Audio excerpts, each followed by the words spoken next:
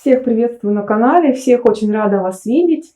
Сегодня мы с вами будем вязать снуды, но сначала хочу сказать несколько слов о сложившейся ситуации. В сегодняшнее время все больше и больше накладывается ограничения на российских YouTube-блогеров. У нас уже отключили монетизацию. Я думаю, что в скором будущем могут вообще заблокировать российских блогеров или в целом YouTube в России. Поэтому хочу пригласить вас в свой Яндекс.Дзен канал. Если вы хотите продолжать со мной общаться, вязать вместе со мной, то, пожалуйста, переходите по ссылочке в описании и присоединяйтесь.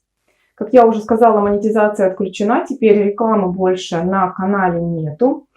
Для вас это хорошо, для меня не очень, но ничего страшного, можно пережить. Хочу обратиться к спонсорам канала. Спонсорство также заблокировано для российских YouTube-блогеров.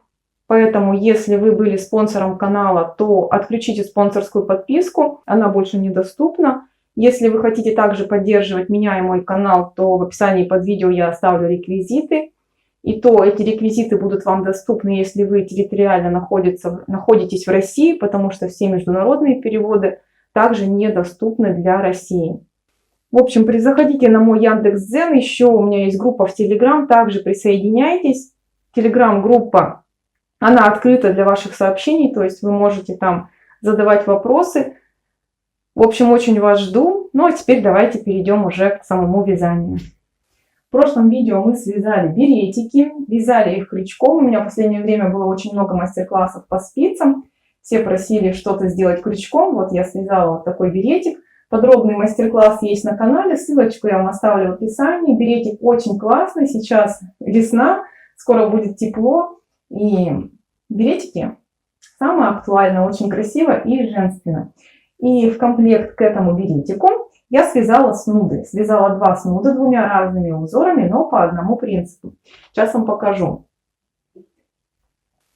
Это первый снуд, он в один оборот. Он очень интересной формы. Сейчас вам покажу поближе.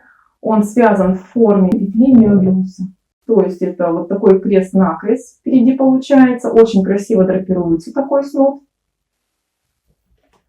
Высота его 42 сантиметра и ширина, ну в смысле вот эта окружность, у меня размер головы 56 сантиметров, а снуд на 10 сантиметров больше я делала, 66, то есть длина теряется за счет вот этого перекрещивания. Снуд вяжется не по кругу, то есть поворотными рядами, и он имеет шов. Сейчас покажу, как он красиво смотрится за счет вот этой вот петли.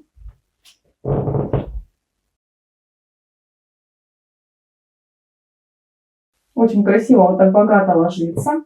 Его можно носить также, надев на голову. То есть, если вы не любите носить шапочки, не хотите беретики вязать, то можете этот снуд использовать и как шапочку. Вот так вот отгибаем чуть-чуть край.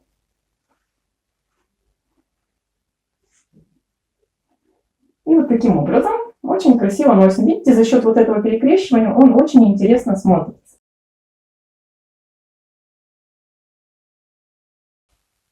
Ну или когда стало тепло, можно легко скинуть его с головы и опять носить в форме снуда. Ну а с беретиком в комплекте вообще шикарно, девочки.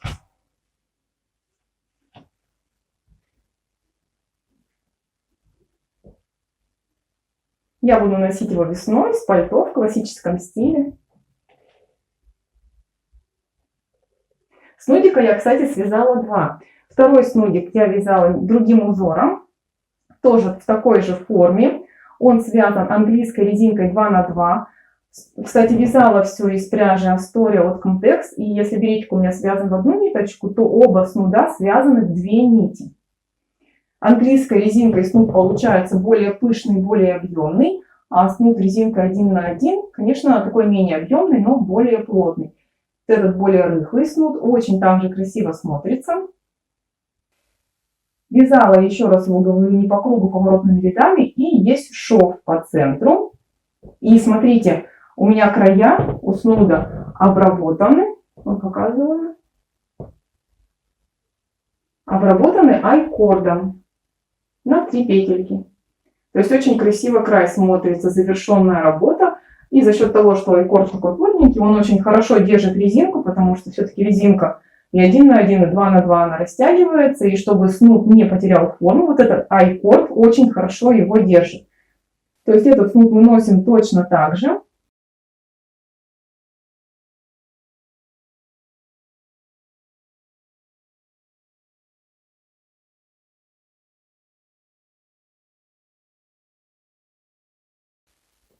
За счет другого узора он смотрится более объемным, таким более рыхлым и воздушным. Также его можем накинуть на голову.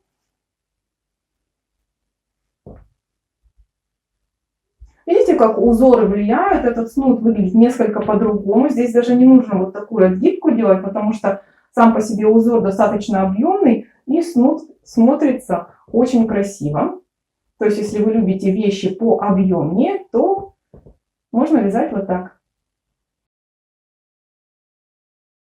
Кстати, оба мастер-класса по рисункам к этим снудам уже есть на моем канале. Это и английская резинка 2 на 2, и резинка вот такая вот, как бы такая узорчатая, с косами, не с косами, как правильно назвать. Ссылочки на мастер-классы будут в описании под видео. Давайте приступать. Набор петель будет открытым. Для этого я набрала цепочку воздушных петель при помощи крючка. Теперь беру спицу, поворачиваю воздушную цепочку изнаночной стороной к себе, подхватываю протяжку, беру рабочую нить и протягиваю ее под эту протяжку. Снуд вяжем в 2 нити. Я начала вязать в одну нить, но это слишком тонко. Снуд не держал форму, потом перевязала, но, к сожалению, видео уже не перезаписала, поэтому берем обязательно в 2 нити. Для английской резинки набираем 112 петель и 4 кромочных и берем спицы 2,5 мм. Для резинки 1 на 1 набираем 144 петли плюс 4 кромочные и берем спицы 3,75. Делаем по 4 кромочных, так как кромочные петли вяжем двойными. На канале есть мастер-класс, как вязать такие кромочные, ссылка будет в описании. Ссылки на узоры тоже есть в описании. В общем, набираем таким образом петли и вяжем поворотными рядами на высоту 40-45 сантиметров. Я связала полотно, показываю уже на примере листьев. Для ширина полотна 66 сантиметров на обхват головы, 56 и высота 40 с небольшим сантиметров. Мы будем сшивать наш снуд. Шов будет проходить по тем местам, где у нас кромочные петли. Сворачиваем пополам сначала, а потом берем вот так вот углы и меняем верхний и нижний угол местами. Сшивать будем при помощи крючка плоским швом. На канале есть мастер-класс по такому шву. Ссылку я вам оставлю в описании под видео. Чтобы шов был менее заметным, смотрите, сшиваем по той стороне, чтобы по краям у нас было 2 изнаночные дорожки. И подхватываем петельки тоже особым способом. Посмотрите, у нас двойные кромочные. И я отступаю одну дужку петли и подхватываю следующие 2. Вот таким образом. Потом надеваем петлю. И со второй стороны также вот одну дужку вот здесь оставляем и подхватываем следующие 2. Видите, одна дужка осталась.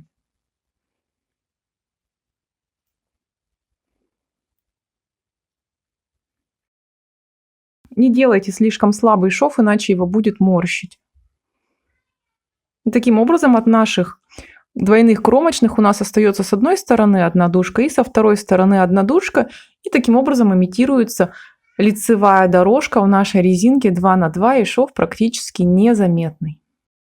На этом узоре шов выглядит вот таким образом. Он более заметный, но тем не менее плоский и аккуратный. Сейчас мы будем закрывать петли при помощи полого шнура. Вот эту петельку, которая у нас осталась после крючка, я надеваю на спицу и закрываем петли полым шнуром. Для этого нужно сделать 2 дополнительные петли. У меня на канале есть мастер-класс по такому способу закрывания петель. Ссылочку я оставлю в описании. И все, и закрываем петли. Я уже закрыла все петли. У меня, кстати, закончилась пряжа. Я закрываю петли пухом норки в 2 нити. И смотрите, мы подходим к тем петлям, которые набирали на воздушную цепочку. И сейчас их поднимем. Вот эти вот протяжки, которые остались у нас, просто их все надеваем на спицу поочередно.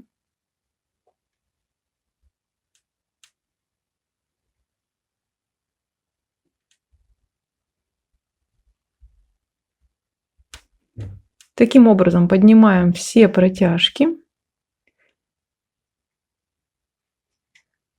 И продолжаем закрывать петли полым шнуром. Я закрыла все петли. На спице у меня осталось 3 петельки полого шнура. Обрезаем рабочую нить. И сейчас аккуратно соединим края полого шнура при помощи иглы. Это будет такая имитация трикотажного шва петля в петлю. То есть мы сымитируем ряд. Ввожу иглу в первую петлю.